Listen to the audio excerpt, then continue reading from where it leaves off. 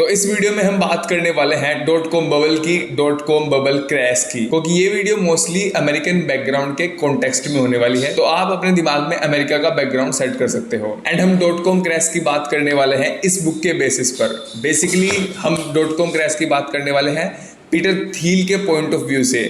Peter Thiel को founder हैं PayPal के, पेलेंटियर के, फाउंडर्स फंड के, and way first outside investor हैं फेसबुक के। उन्होंने स्पेसएक्स में भी इन्वेस्ट किया है। इसके अलावा वे एक बहुत ही सक्सेसफुल इन्वेस्टर हैं। उन्होंने हंड्रेड्स ऑफ स्टार्टअप्स में इन्वेस्ट किया है। Madness is rare in individuals but in groups, parties, nations and ages it is the rule. Individuals बहुत रेयरली ही पागल होते हैं, या फिर वे ऐसी चीजें करते हैं या फिर ऐसे डिसीजन लेते हैं जो क्रेजी लेवल के हों। But in most of the cases बड़े बड़े ग्रुप्स, पार्टीज एंड पूरे नेशंस भी कई बार मैड हो सकते हैं। कई बार वे क्रेजी हो सकते हैं ऑन द बेसिस कि वे कई बार बहुत ही गलत डिसीजन ले रहे होते हैं, या फिर वे एक ऐसे बिलीफ पर विश्वास कर रहे होते हैं जो सच ही नहीं होता। अगर तुम एक ऐसे डिल्यूजनल पॉपुलर बिलीफ को आइडेंटिफाई कर लेते हो, उसे पहचान लेते हो, बेसिकली अगर तुम आइडेंटिफाई कर लेते हो कि इस बिलीफ को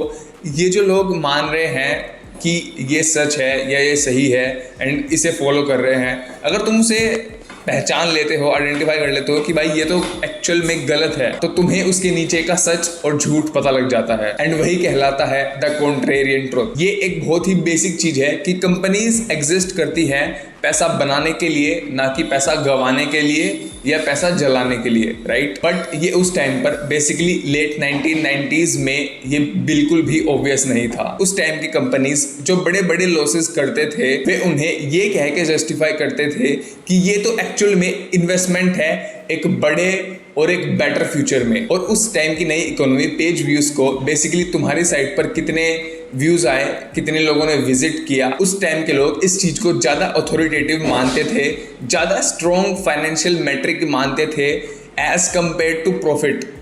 तुम समझ ही सकते हो ये कितनी बेवकूफ़ी वाली बात है, पर ये उस टाइम पर बहुत ही ऑब्वियस था। इस तरह के कन्वेंशनल बिलीफ को जब हम रिव्यू करते हैं और जब बेसिकली ये कोलैप्स हो जाते हैं, ये बिल्कुल ख़त्म हो जाते हैं, ये फूट जाते हैं, तब हमें पता लगता है कि ये तो एक बबल था। लेकिन ऐसे बबल्स के फूटने के बाद जो नुकसान होता है वो एकदम गायब नहीं होता, वो लंबे टाइम तक रहता है। अमेरिका में 1929 के क्रैश के बाद 90s का इंटरनेट क्रेज सबसे बड़ा बबल था। एंड इस बबल के फूटने के बाद लोगों ने बहुत सारे लेसन सीखे एंड उनकी थिंकिंग टेक्नोलॉजी को लेकर बिल्कुल बदल गई। कोई भी चीज क्लियरली सोचने के लिए सबसे पहला स्टेप होता है कि हम क्वेश्चन करें कि क्या हमें हिस्ट्री के बारे में सही से पता है, क्या हम पास्ट के बारे में सब कुछ क्लियरली जानते हैं। तो चलो एक नजर डालते हैं हिस्ट्री पर, 90s की हिस्ट्री पर। अमेरिकन के दिमाग में 1990s की एक बहुत ही अच्छी इमेज है। वो डिकेड बहुत ही प्रोस्पेरस था, पैसों की कोई कमी नहीं थी, हर कोई ऑप्टिमिस्टिक था, पॉजिटिव था। एंड उस डिकेड की स्टार्टिंग हुई थी इंटरनेट बूम के साथ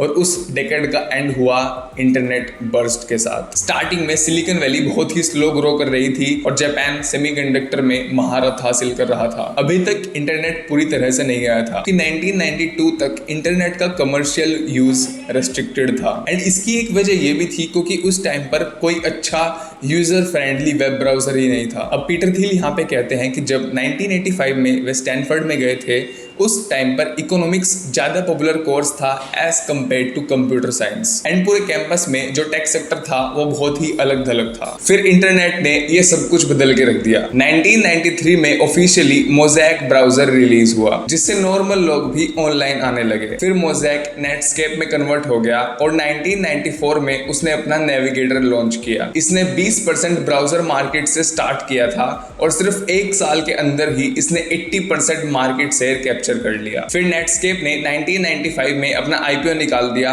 ऑल्दो अभी तक ये प्रॉफिटेबल नहीं थी। सिर्फ 5 महीने के अंदर नेटस्केप का स्टॉक $28 पर शेयर से $174 पर शेयर चला गया। बाकी की टेक कंपनीज भी बूम कर रही थी। याहू 1996 में पब्लिक गई $848 मिलियन की वैल्यूएशन के साथ। फिर Amazon 97 में पब्लिक हुई $438 मिलियन की वैल्यूएशन के साथ। 1998 तक इन सभी टेक कंपनीज के स्टॉक 4 गुना बढ़ गए थे। अब स्केप्टिक्स इन टेक कंपनीज की कई गुना अर्निंग्स और रेवेन्यू पर क्वेश्चन करने लगे थे, जो कि नॉन टेक कंपनी से कहीं ज्यादा थी। उस टाइम पर यह कंक्लूड करना बहुत ही आसान था कि मार्केट क्रेजी हो गया है, कि मार्केट सच में अंधा सा हो गया है। बबल बर्स्ट होने से 3 साल पहले फेड के चेयरमैन ये वार्निंग देते हैं कि इरेशनल एक्साइटमेंट यानी बेवजह की एक्साइटमेंट की वजह से इन सभी एसेट्स, इन सभी स्टॉक्स की वैल्यू बहुत ज्यादा बढ़ गई है। लेकिन उस टाइम पर यह कहना भी मुश्किल था कि वे सभी इरेशनल हैं। उस टाइम पर इकोनॉमिकली पूरी दुनिया के कुछ खास हालात नहीं थे। 1997 में ही East Asian financial crisis hit किया था। क्रोनी कैपिटलिज्म यानी पॉलिटिशियंस और पावरफुल लोगों से रिलेशनशिप बनाना, जिससे कि तुम्हारे बिजनेस और जॉब में तुम्हें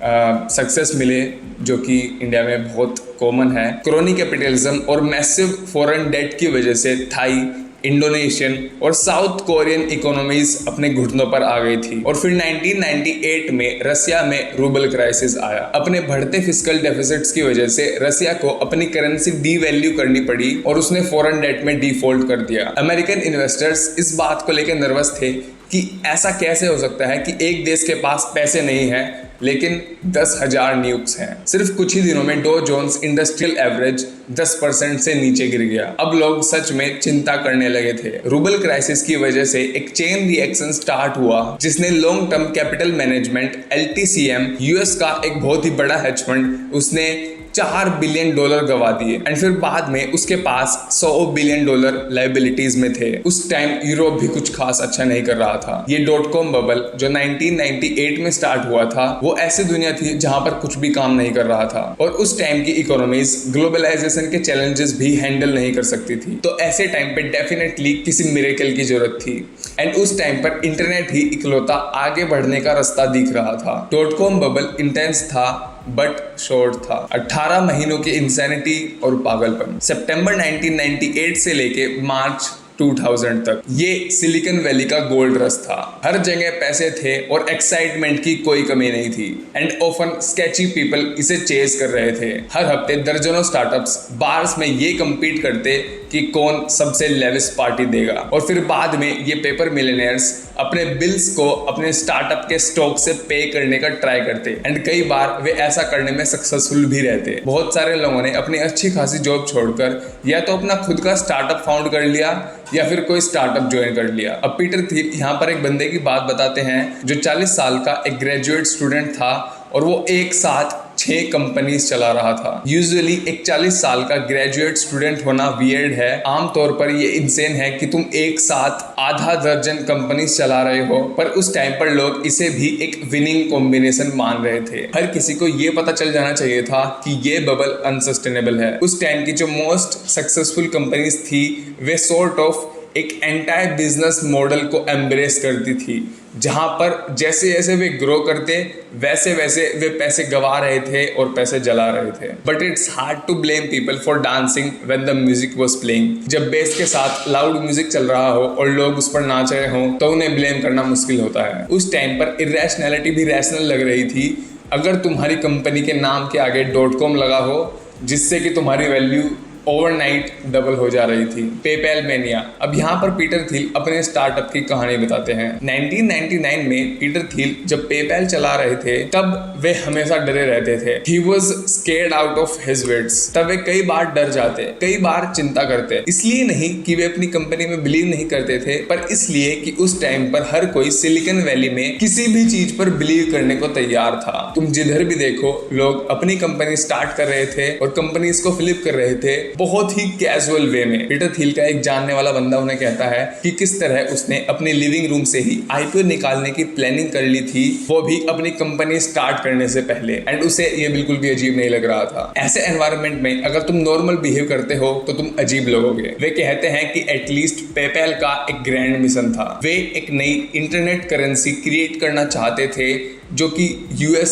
डॉलर को रिप्लेस कर सके। उनका पहला प्रोडक्ट एक पाम पायलट से दूसरे पाम पायलट तक पैसे पहुंचाता था। पाम पायलट कुछ इस तरह का टैबलेट जैसा डिवाइस हुआ करता था, पर यह प्रोडक्ट नहीं चला क्योंकि पाम पायलट उस टाइम पर बहुत कम लोग यूज करते थे। पर उस टाइम पर ईमेल हर कोई यूज करता था, तो उन्होंने डिसाइड किया कि वे एक ऐसा तरीका निकालेंगे जिससे ईमेल से पैसे ट्रांसफर किए जा सके। 1999 तक उनका ईमेल पेमेंट प्रोडक्ट बहुत अच्छी तरह से काम कर रहा था। कोई भी उनकी साइट पर लॉगिन करके बहुत आसानी से पैसे ट्रांसफर कर सकता था, पर उनके पास कुछ खास कस्टमर्स नहीं थे। ग्रोथ बहुत स्लो थी और खर्चे बहुत ज्यादा थे। वे कहते हैं कि अगर पेपैल को सक्सेसफुल बनना था तो उन्हें एटलीस्ट 1 मिलियन यूजर्स चाहिए। एडवर्टाइजिंग उस टाइम पर अपनी कॉस्ट जस्टिफाई नहीं करती थी, तो उन्होंने डिसाइड किया कि वे लोगों को साइन अप करने के लिए पे करेंगे। तो उन्होंने नए कस्टमर्स को ज्वाइन करने के लिए $10 देना स्टार्ट कर दिया और हर एक रेफरल पर हर एक कस्टमर को $10 मिलेंगे। इसके बाद उनका अच्छा खासा यूजर बेस क्रिएट हो गया, पर ऑफ कोर्स कस्टमर एक्विजिशन की ये स्ट्रेटेजी बिल्कुल अनसस्टेनेबल थी। उनकी कॉस्ट बहुत ज़्यादा बढ़ गई थी, पर उस टाइम पर बहुत बड़ी कॉस्ट सिलिकॉन वैली में बहुत कॉमन थी, पर उन्हें पता था कि उनकी ह्यूज कॉस्ट जस्टिफाइबल है क्योंकि उनके पास एक बहुत बड़ा यूजर बेस क्रिएट हो गया था और उनके पास एक बहुत ही क्लियर पाथ था प्रॉफिटेबिलिटी को लेके। वे फीस चार्ज कर रहे थे हर एक कस्टमर ट्रांजैक्शन पर। उन्हें पता था कि उन्हें अपने गोल तक पहुंचने के लिए और फंडिंग की जरूरत है, और उन्हें यह भी पता था कि ये बबल बहुत जल्दी खत्म होने वाला है। तो उन्होंने जल्दी से फंडरेज करने का प्रोसेस स्टार्ट कर दिया। फरवरी 16, 2000 को वॉल स्ट्रीट जर्नल ने उनके बारे में एक स्टोरी लिखी जिसमें उन्होंने लिखा कि पेपैल वायरल ग्रोथ कर रहा है और उसकी वैल्यू एटलीस्ट $500 मिलियन होगी। फिर उन्होंने इस स्टोरी के बेस पर अगले ही महीने $100 मिलियन रेस कर लिए। वे बताते हैं कि एक साउथ कोरियन कंपनी ने उन्हें $5 मिलियन भेज दिए बिना कोई डील नेगोशिएट करे और बिना कोई डॉक्यूमेंट साइन करे। और जब उन्होंने ये पैसा वापस भेजने का ट्राई किया तब वे बता ही नहीं रहे थे कि कैसे ये पैसे वापस भेजने हैं और कहाँ भेजने हैं। इस फाइनेंसिंग राउंड के बाद उन्हें इनफ टाइम मिल गया पेपैल को एक सक्सेस बनाने का। जैसे ही उन्होंने ये डील क्लोज की, .com बबल फूट गया। .com बबल क्रैश से हमें क्या सीखने को मिलता है एंड इससे हमें क्या बिजनेस लर्निंग्स मिलती हैं? कॉज दे से 2000 party over oops out of time, so tonight I'm gonna party like it's 1999। Basically 1999 एक बहुत ही पीक टाइम था एंड 2000 साल आते आते ये सब कुछ खत्म हो गया। मार्च 2000 साल में नेस्डेक अपनी पीक पर था 5000 पॉइंट्स के साथ। फिर अगले ही महीने अप्रैल में मार्केट क्रैश होके नेस्डेक 3000 पॉइंट्स पर आ गया। फिर अक्टूबर 2002 में मार्केट ने बॉटम आउट किया 1000 पॉइंट्स पर आकर। पूरी कंट्री ने इस मार्केट के कोलैप्स को एक डिवाइन जजमेंट समझा।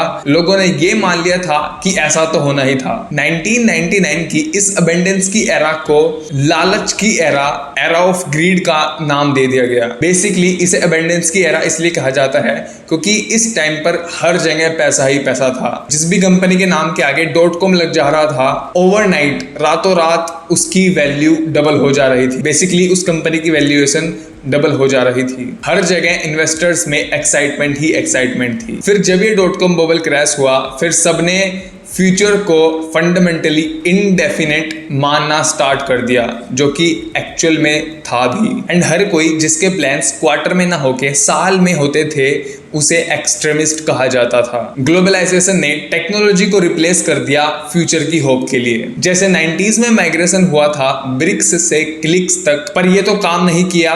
फिर इन्वेस्टर्स दोबारा से ब्रिक्स पर चले गए, यानी रियल एस्टेट, एंड ब्रिक्स यानी ग्लोबलाइजेशन, जिसका रिजल्ट हुआ एक और बबल, इस बार टेक्नोलॉजी में नहीं रियल एस्टेट में। एंड ये बबल भी 2008 में फूट गया। .com क्रैश के टाइम पर जो एंटरप्रेन्योर्स सिलिकॉन वैली में फंसे थे या रहते थे, उन्होंने 4 बड़े बिजनेस लेसन सीखे जो आज भी बिजनेस थिंकिंग को गाइड करते हैं। एंड वे हैं, पहला, make incremental advances. Grand visions ने, बहुत बड़े बड़े विजन्स ने बबल को और बड़ा कर दिया था, उस बबल को और फुला दिया था। तो इतने बड़े बड़े विजन्स को हमें एंटरटेन नहीं करना है। हर कोई जो ये क्लेम करता है कि वो कुछ बहुत बड़ा करने वाला है, कुछ बहुत ग्रेट करने वाला है, वो सस्पेक्ट है। एंड हर कोई जो ये कहता है कि वो ये दुनिया चेंज करने वाला है, that he is going to change the world, वो ज्यादा हम्बल है। Small incremental steps are the only safe path forward. तुम छोटे छोटे स्टेप्स लो, तुम अपने बिजनेस को धीरे धीरे आगे बढ़ाओ, एंड यही ग्रोथ करने का सबसे सेफ रास्ता है। Stay lean and flexible. All companies must be lean. हर एक कंपनी को जितना हो सके उतना छोटा होना है। बेसिकली तुम्हें जितने कम हो सके उतने एम्प्लॉयज को हायर करना है, जितने कम हो सके उतने एम्प्लॉयज को अपनी कंपनी में रखना है, which is code for unplanned. तुम्हें ये नहीं पता होना चाहिए कि तुम्हारा बिजनेस क्या करने वाला है। Planning is arrogant and inflexible. Planning करना एरोगेंट है एंड इनफ्लेक्सिबल है। बेसिकली जब तुम एक बार प्लानिंग कर लेते हो, एक प्लान बना लेते हो, फिर उस प्लान से हटकर कुछ और करना ये थोड़ा मुश्किल हो जाता है। इंस्टेड तुम्हें क्या करना चाहिए, बेसिकली तुम्हें चीज़ों को ट्राई करना चाहिए, तुम्हें इटरेट करना चाहिए, तुम्हें चीज़ों को रिपीट करते रहना चाहिए, आगे बढ़ते रहना चाहिए स्लोली एंड एंटरप्रेन्योरशिप को एक एक्सपेरिमेंटेशन की तरह ट्रीट करना चाहिए। Improve on the competition. Don't try to create a new market prematurely. तुम्हें एक नया मार्केट क्रिएट करने का ट्राई बिल्कुल भी मत करो। एक रियल बिजनेस स्टार्ट करने का सिर्फ एक ही तरीका है एंड वो है कि तुम एक ऑलरेडी एग्जिस्टिंग कस्टमर से अपना बिजनेस स्टार्ट करो। तो बेसिकली तुम्हें अपनी कंपनी बिल्ड करनी है ऑलरेडी रिकग्नाइजेबल प्रोडक्ट्स को इम्प्रूव करके, जो तुम्हारे सक्सेसफुल कॉम्पिटिटर्स ऑलरेडी बेच रहे हैं। Focus on product not sales. अगर तुम्हारे प्रोडक्ट को एडवर्टाइजिंग या सेल्स पीपल की जरूरत पड़ती है बेचने के लिए, तो तुम्हारा प्रोडक्ट अभी उतना अच्छा नहीं है। Technology is primarily about product development not distribution. Technology का बेसिक मतलब ही डेवलपमेंट करना है, ना कि डिस्ट्रीब्यूशन क्रिएट करना। बबल एरा में की गई एडवर्टाइजिंग वैसे भी वेस्ट थी। So the only sustainable growth is viral growth. ये चारों बिजनेस लेसन्स इस दुनिया के बिजनेस वर्ल्ड और स्टार्टअप वर्ल्ड में ऐसे 4 प्रिंसिपल्स हैं जिन्हें तुम इग्नोर नहीं कर सकते। अगर तुमने इन्हें इग्नोर किया तो तुम्हारा बिजनेस का मरना तय है। पर यह भी सच है कि इन चारों बिजनेस प्रिंसिपल्स का बिल्कुल ऑपोजिट भी ट्रू है, जो कि अपने आप में एक बहुत ही अजीब बात है, पर यह सच है। It is better to risk boldness than triviality. तुम रिस्क ले सकते हो एंड तुम्हें रिस्क बिल्कुल लेना चाहिए। Second, a bad plan is better than no plan. एक बुरा प्लान होना इज बेटर देन कि तुम्हारे पास कोई प्लान ही नहीं है। Competitive markets destroy profit. अगर तुम अपना बिजनेस एक बहुत ही कॉम्पिटिटिव मार्केट में रन कर रहे हो तो इट इज वेरी ऑब्वियस कि तुम ज्यादा प्रॉफिट्स नहीं कमा पाओगे। Sales matters just as much as product. Sales भी उतनी ही मैटर करती हैं जितना कि तुम्हारा प्रोडक्ट मैटर करता है। तुम्हारा प्रोडक्ट चाहे कितना भी अच्छा हो, अगर वो बिकेगा ही नहीं तो उसका अच्छा होने का कोई फायदा नहीं होगा। ये बिल्कुल सच है कि 1999 के टाइम पर टेक्नोलॉजी का एक बबल बना था। लेट 90s का टाइम एक्चुअल में वो टाइम था कॉन्फिडेंस का। लोगों में बहुत ज़्यादा कॉन्फिडेंस या कह लीजिए ओवर कॉन्फिडेंस आ गया था। लोगों को लग रहा था कि वे 0 to 1 जा रहे हैं, पर बहुत ही कम ऐसी कंपनीज थी जो एक्चुअल में 0 to 1 जा पाई। बस वे बोलती रह गई एंड बहुत ही कम कंपनीज थी एक्चुअली में जो 0 to 1 जा पाई। पर लोगों को .com बबल क्रैश के बाद ये बात बिल्कुल समझ में आ गई कि हमारे पास एक ही रास्ता है आगे बढ़ने का, and that is to do more with less. Basically technology को यूज करके ही तुम आगे बढ़ सकते हो। एंड टेक्नोलॉजी का बेसिक मतलब ही यही है, जो हमने पिछली वीडियोस में भी डिस्कस किया है, कि doing more with less. Come input डाल के ज़्यादा आउटपुट निकालना। मार्च 2000 का मार्केट हाई एक पीक थी इंसैनिटी की। लोग बहुत ज़्यादा एक्साइटमेंट या कहो तो पागलपन में आ गए थे। Less obvious but more important, ये पीक थी क्लैरिटी की। लोगों ने फ्यूचर देखना स्टार्ट किया। उन्होंने ये नोटिस करना स्टार्ट किया कि हमें और कितनी नई टेक्नोलॉजी लगेगी आगे बढ़ने के लिए। एंड लोगों को .com बबल क्रैश के बाद ये पता चल गया था कि हम टेक्नोलॉजी का यूज़ करके बहुत आगे जा सकते हैं एंड हम सेफली भी जा सकते हैं अगर हम धीरे धीरे अच्छा एग्जीक्यूशन करके आगे बढ़े। एक बेटर फ्यूचर पाने के लिए ये तो पक्का है कि हमें नई टेक्नोलॉजी की ज़रूरत है, उसके साथ साथ हमें 99 वाले सेम कॉन्फिडेंस और सेम एक्साइटमेंट की ज़रूरत है। हमें कंपनीज और स्टार्टअप वर्ल्ड की एक नई जनरेशन क्रिएट करने के लिए सारे डोगमास को ख़त्म करने की ज़रूरत है जो .com बबल क्रैश के बाद आए थे। इसका मतलब ये नहीं है कि जो अपोजिट आइडियाज़ हैं वे ऑटोमेटिकली सच हो जाते हैं। तुम लोगों की मैडनेस से नहीं बच सकते उन्हें डोगमेटिकली रिजेक्ट करके। इंस्टेड हमें खुद से पूछना चाहिए कि आज हमें जितना पता है, आज हमें जो भी पता है बिजनेस के बारे में, उसमें से कितना पास्ट की गलतियों से या पास्ट के रिएक्शन से हमारे अंदर आया है या हमने सीखा है। The most contrarian thing of all is not to oppose the crowd but to think for yourself. सबसे अलग और इम्पोर्टेंट बात यही है कि हम क्राउड को, लोगों को अपोज ना करें और हम खुद के बारे में सोचें। That's it for today, thanks for watching. अगर आपको इस वीडियो से वैल्यू मिली तो प्लीज़ चैनल को सब्सक्राइब करो एंड इस वीडियो को लाइक करो। Thank you.